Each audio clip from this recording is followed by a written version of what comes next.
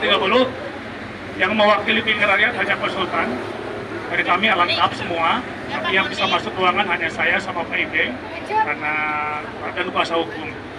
Jelas-jelas di situ dijelaskan, bahkan ditegaskan oleh pihak mediasi bahwa sebetulnya kepikiran lah RT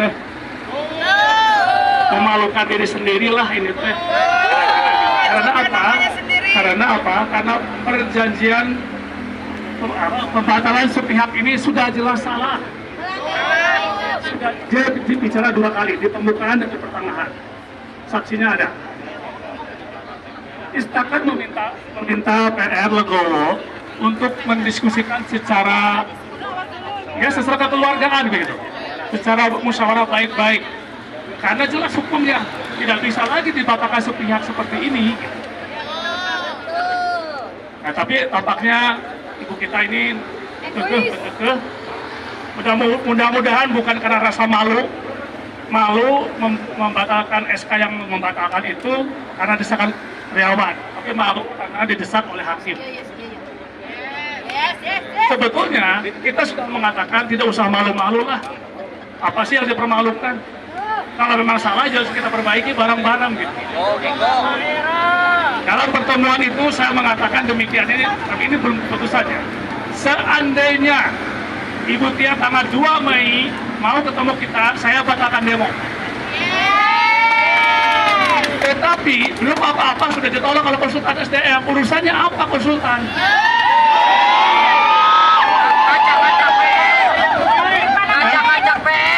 Padahal kita ingin baik-baik bicara sebagaimana orang tua dengan anak. Orang luar. Bahkan saya menjaminkan diri saya kemarin, kalau terjadi pertemuan, seandainya diskon untuk saya pribadi, ya silahkan diambil diskonnya, dikurangkan hak saya nggak masalah. Tapi kalau tidak ada pertemuan, ya udah 100% pengadilan saja kalau gini caranya. Bahkan teman-teman, saya menyebut teman-teman juga ikhlas kalau pertemuannya baik-baik, sederajat, tidak ada kebohongan, tidak ada rekayasa, tidak ada pemaksaan. Mungkin teman-teman ikhlas juga dikurangkan haknya. Tetapi karena tidak mau mendengarkan, karena merasa jago, merasa benar, merasa dari Jakarta, padahal dia tidak tahu budaya misalnya, ya jadi begini akhirnya ribut. Saya menjaminkan ke Ibu, mudah-mudahan Bu Monik dengar ini. Saya menjaminkan ke Ibu Monik, kalau terjadi komunikasi baik-baik, Ibu Monik bisa kerja dengan tenang tanpa masalah apa. Saya juga bekerja dengan tenang dengan kawan-kawan di luar PR maksudnya ya. PR juga bangkit dengan baik, dengan barokah, tanpa gerakan apa-apa, tengah hiruk pikuk. Sejahtera juga pemilik saham semuanya, enak saya bilang. Kenapa saya harus membuat masalah? Kenapa tidak belajar dari pegadaian, menyelesaikan masalah tanpa kita ditanya kemarin juga, kenapa demo lagi, kan sudah ada jalur hukum. Saya tanya balik, kenapa kalau kita lagi jalur hukum tiba-tiba ada pemanggilan-pemanggilan? Kenapa tiba-tiba ada pemanggilan juga, termasuk juga pembatalan iuran BPJS? Kita kan lagi ngobrol, belum ingkrah kalau secara hukum itu belum beres gitu loh. Kenapa sudah ada pemanggilan-pemanggilan? Bahkan tim restrukturisasi dipanggil kemarin tanggal 29 kalau tidak salah. Kuasa hukum marah kepada saya, jangan datang.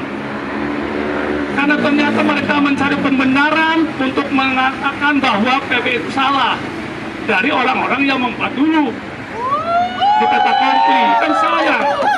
Dari mana saya tahu? Karena seseorang menelpon ke Ibu Tri untuk mengatakan Ibu Tri jam sekian, Bapak ini jam sekian. Jadi diperiksa satu-satu kayak diperiksa di kepolisian.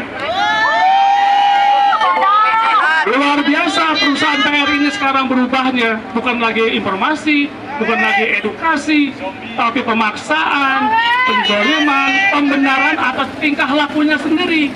Yang mau dibatalkan malu, karena dia harus merasa orang pinter. Sayang sekali. Saya sudah menghubungi beberapa pemilik saham. Cik atuh, tampillah menengahi. Masa sih yang menyayangi PR cuma kita? Masa sih yang membesarkan PR bapaknya, kok yang menghancurkan anaknya? Masa sih? Yuk bebarengan, saya juga cinta PR, semua juga kawan-kawan mencintai PR. Tapi kalau dikhianati, ya hukumnya menjadi lain. Nah, saya sampaikan kira-kira gambaran seperti itulah di luar dan di dalam Disnaker. Jadi kawan-kawan, kita tidak heran, kita tidak marah kalau memang mereka mau ke PHI, ya silakan saja, kita sudah siap juga. Terakhir. Saya dan tim sedang mempersiapkan mempilotkan PR.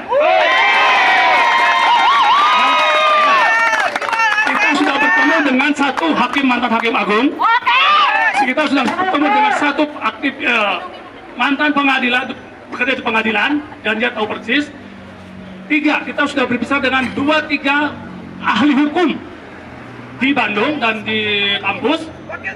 Yang keempat, kita bertemu dengan orang yang tidak tahu apa-apa, tapi membela kita karena ngerti masalahnya. Kita tidak bodoh. Jadi kawan-kawan, kita sedang mempersiapkan proses menuju ke pilotan. Jika di PHI jalan terus, karena kita tidak boleh berbentrok, PHI jalan terus. Nanti PHI akan seperti apa kita lihat, lalu ini sudah matang. Jadi pematangan untuk proses itu butuh waktu. Ketiga, saya juga berterima kasih karena mungkin bapak-bapak polisi mendengar juga, Pak Kapolri kemarin dalam May Day jelas-jelas mengatakan mendeklarasikan adanya satuan tugas pidana khusus ketenaga kerjaan di kepolisian. Dengan SPM Kepolisian Nasional, dan kita akan mencoba mendekatkan itu, mengetahui apa sebenarnya yang dimaksud dengan struktur itu di kepolisian. Tim kita akan bergerak menuju itu untuk mempertanyakan dan akan mengadukan juga ini ke kepolisian, karena ada ruangnya dibuka oleh Kapolri kemarin. Staf ahlinya adalah yang partai buruh itu, ketua umumnya. Jadi kawan-kawan, kepolisian sekarang sudah sangat akomodatif untuk menyelesaikan pasal keperburuhan ini, dengan menyebut adanya tim khusus pidana perburuhan, ya, ketenagakerjaan untuk menyelesaikan sengketa perburuhan dan pengusaha. Saya berterima kasih, saya bersyukur karena ini akan menenangkan semua hal. Ada banyak lini yang kita bisa masuk. Saya sudah WA ini sudah konfirmasi ke kuasa hukum, dan kuasa hukum sudah menyambut. Insya Allah mungkin dalam waktu beberapa hari terdekat ini kita akan diskusikan dan kita akan datang ke kepolisian untuk meminta itu tuh seperti apa bentuknya, seperti apa itu strukturnya, siapa penanggung jawab, dan kita akan mencoba mendiskusikan juga untuk memasukkan kasus kita kepada kepolisian seperti itu. Ada 2 pekerjaan rumah yang sedang disiapkan oleh tim, satu kepilotan untuk PR, satu lagi kita akan mencoba untuk menjadi tamu pertama dalam ditangani oleh Satgas khusus itu.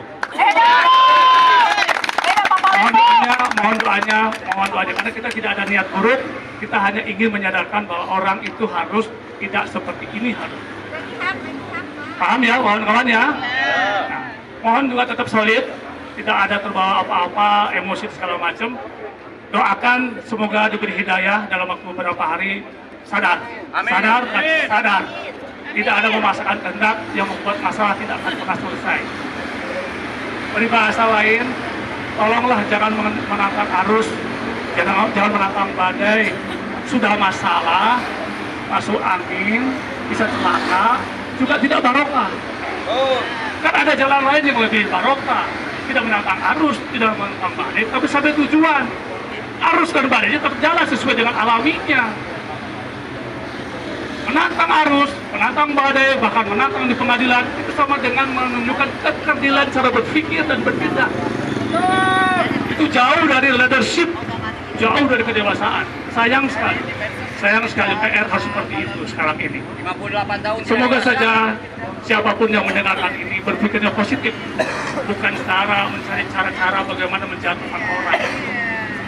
Saya dan tim sudah dengan jelas-jelas mengatakan, yuk kita ngobrol sesama keluarga saja. Dalam ruangan, baik-baik, kumahana, hayu, kebarengan. Karena itu menunjukkan peradaban yang baik. Itu menunjukkan sesuatu yang dewasa. Menunjukkan sesuatu yang bukan keangkuhan, tapi pembenarannya enak. Waktu turun ke Sigmaila jelas. Memaksakan kehendak itu bukan jalan yang terbaik. Apakah merasa paling benar? Peribahasa kedua, bekerjalah dengan baik, benar, dan bertanggung jawab. Jangan pernah merasa jadi pahlawan, gak ada untungnya. Gak ada untungnya. Buat apa sih? Pendatang baru. Mempertahankan pembenaran, mempertahankan kesalahan itu apa kebanggaan? Bukan. Bukan dong, memalukan kalau itu. Orang yang berjiwa besar, yang berilmu padi, itu berarti menerima kenyataan dengan cara menegosiasi. Ilmu padi, ilmu beas, dia mah. Please lah, Bapak Ibu sekalian, dengarkanlah suara ini supaya PR tetap maju, supaya tetap bergerak positif sesuai dengan harapan para perusahaan dan para pendirinya. Kita ini mendoakan dari luar karena tidak mungkin kita ikut turut campur lagi dengan baik. Dia diakui lagi kita secara struktur. Jadi kawan-kawan, itulah mungkin penutup informasi penting hari ini. Saya mohon doanya dan mohon dukungan. Kita sedang mempersiapkan perpailitan. Terus terang ini menyedihkan ya, menyedihkan. Tapi saya akan menempuh, kami akan menempuh. Harus. Kedua, karena di dalam penyidik saya udah tanya kemarin, apa memungkinkan saya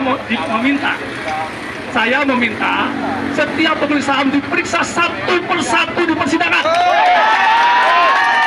Dan pakar hukum mengatakan bisa dan boleh, asal kita punya kekuatan untuk mengajukannya. Jadi itu hak orang, bukan dendam ini, bukan, ini hak orang.